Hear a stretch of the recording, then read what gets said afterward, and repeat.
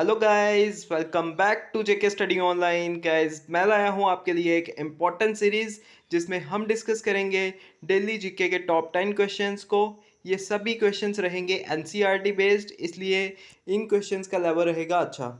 तो आप इन क्वेश्चंस को जब मैं हम कंप्लीट करेंगे तो आप इनका लेवल भी चेक कर लेना, एक अच्छे स्टैंडर्ड क्वेश्चन रहेंगे। तो गाइस, वीडियो को शुरू करते हैं। आज का फर्स्ट क्वेश्चन रहेगा हमारा, which one of the following river flows between Vindhya and Satpura range. तो आपको बताना है कि इनमें से कौन सी रिवर है जो फ्लो करती है विंध्या और साथ में सतपुरा रेंज के बीच में से।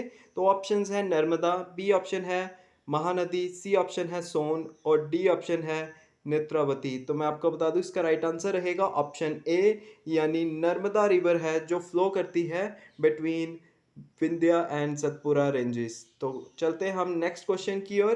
फर्स्ट क्वेश्चन का ए ऑप्शन बिल्कुल राइट रहेगा। नेक्स्ट क्वेश्चन है question number second, the central rice research station is situated in. आपसे पूछा गया है कि जो सेंटर का राइस रिसर्च स्टेशन है वो कहाँ सिचुएटेड है। बहुत बार एग्जाम्स में पूछा गया है, इवन एनसीईआरटी बुक्स में भी ये मेंशन है। तो ऑप्शंस हैं चेन्नई, बी ऑप्शन है कटक, सी ऑप्शन है बेंगलोर और डी ऑप्शन है क्विलन। तो मैं आपको बता दूं, इसका जो राइट आंसर रहेगा वो रहेगा ऑप्शन बी, यानी कटक। तो राइस रिसर्च स्टेशन कहाँ पे है, तो वो है कटक में, इसलिए बी ऑप्शन बिल्कुल राइट रहेगा क्वेश्चन नंबर सेकंड का। चलते हैं हम थर्ड क्वेश्चन की ओर। थर्ड क्वेश्चन है, who among the following wrote Sanskrit grammar. इनमें से किसने लिखी है संस्कृत ग्रामर। तो ऑप्शंस दिए हुए हैं कालिदास, बी ऑप्शन है कारक, सी ऑप्शन है पाणिनि और डी ऑप्शन है आर्यभट्ट। तो मैं आपको बता दूं, इसका जो राइट आंसर है वो रहेगा ऑप्शन सी, यानी पाणिनि। ठीक है, तो ये आपको ध्यान में रखना है। संस्कृत ग्रामर को लिखा था पाणिनि ने, और संस्कृत ग्रामर का जो नाम है वो भी ध्यान में रखना है, अष्टध्यायी। ठीक है, अष्टध्यायी। ठीक है, ये भी आपको ध्यान में रखना है, अष्टध्यायी को ही संस्कृत ग्रामर बोलते हैं, जो लिखी थी पाणिनि ने। तो सी ऑप्शन बिल्कुल राइट रहेगा क्वेश्चन नंबर थर्ड का। चलते हैं हम अपने फोर्थ क्वेश्चन की ओर। Which among the following head streams meet the Ganga in last. तो गंगा को जो गंगा की फॉर्मेशन होती है, तो वही आपसे पूछा गया है कि लास्ट में कौन सी हेड स्ट्रीम है जो मीट करती है गंगा के साथ। तो ऑप्शंस दिए हुए हैं अलकनंदा, बी ऑप्शन है पिंडार, सी ऑप्शन है मंदाकिनी और डी ऑप्शन है भागीरथी। तो मैं आपको बता दूं, इसका राइट आंसर रहेगा ऑप्शन डी, यानी भागीरथी। बहुत बार आपसे ये पूछा गया है एग्जाम्स में, तो ध्यान में रखना है, head stream meets the Ganga in last is Bhagirathi.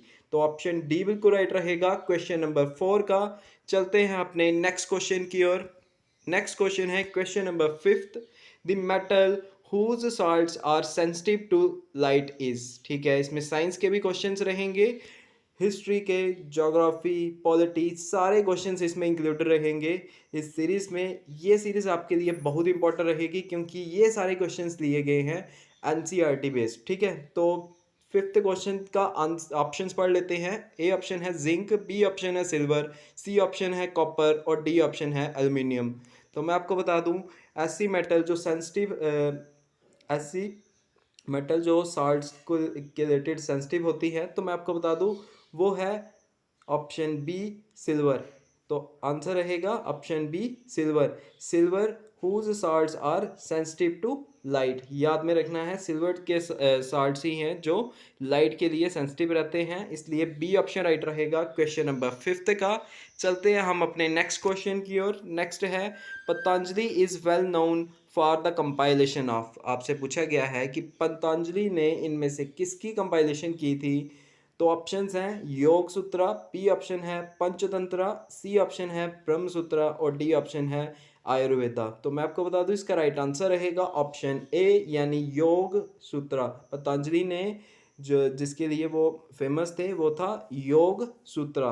Panchatantra किसने लिखा था, ये भी आपसे बहुत बार पूछा गया है एग्जाम्स में, तो याद रखना विष्णु गुप्ता ने। ठीक है, नेक्स्ट है question number seven, river Luni originates near Pushkar and drains into which one of the following. तो आपसे पूछा गया है जो रिवर लुनी है, ये राइज करती है पुष्कर से और ड्रेन कर जाती है ये कहाँ पे, ये आपसे पूछा गया है।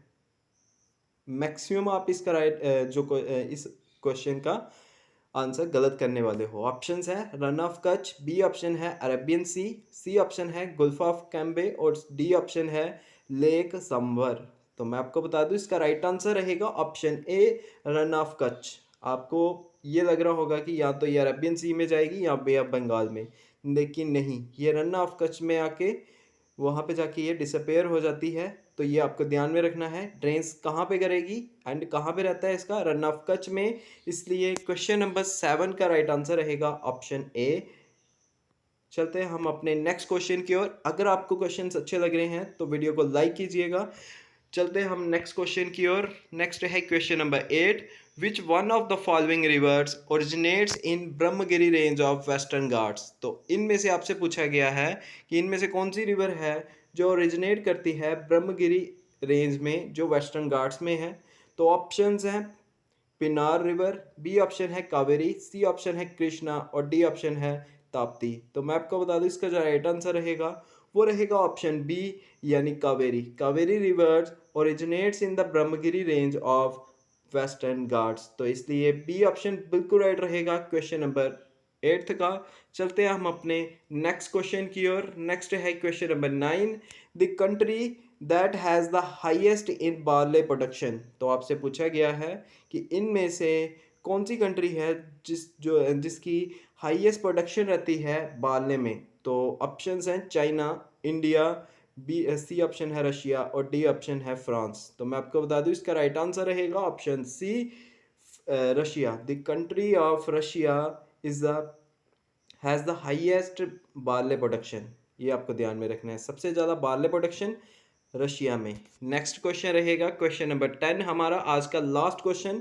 Tsunami are not caused by. जो सुनामी रहती हैं ये किससे नहीं होती हैं, ये आपसे पूछा गया है। ऑप्शंस हैं हरिकेन्स, बी ऑप्शन है अर्थक्वेक्स, सी ऑप्शन है अंडर सी लैंडस्लाइड्स या फिर डी ऑप्शन है वोल्केनिक eruptions। तो मैं आपको बता दूं क्वेश्चन नंबर 10 का राइट आंसर रहेगा ऑप्शन ए हरिकेन्स। तो गाइज सुनामीज जो होती हैं ये हरिकेन्स की वजह से नहीं होती हैं, बल्कि अर्थक्वेक, अंडर सी लैंडस्लाइड या वोल्केनिक eruption से होती हैं। इसलिए ए ऑप्शन बिल्कुल राइट रहेगा क्वेश्चन नंबर 10 का। इसी के साथ हमारे 10 क्वेश्चंस कंप्लीट होते हैं।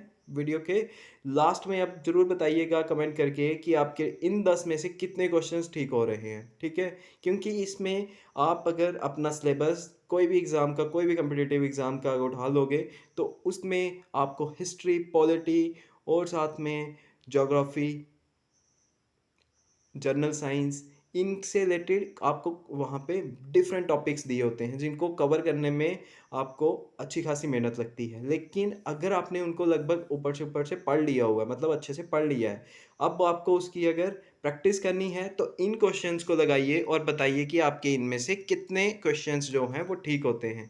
क्योंकि ये सारे क्वेश्चंस जो आप एनसीईआरटी बेस्ड बुक से ही आई होप पढ़ रहे होंगे, क्योंकि वहीं से आपके कम्पिटिटिव एग्ज़ाम्स में क्वेश्चंस भी आते हैं, ठीक है। तो ज़रूर बताइएगा कि इन 10 में से आपके कितने क्वेश्चन जो हैं वो आज ठीक रहे हैं। तो और वीडियो कैसी थी ये भी बताइएगा अगर कोई सजेशंस होंगी। तो गाइज़ इस वीडियो में इतना ही।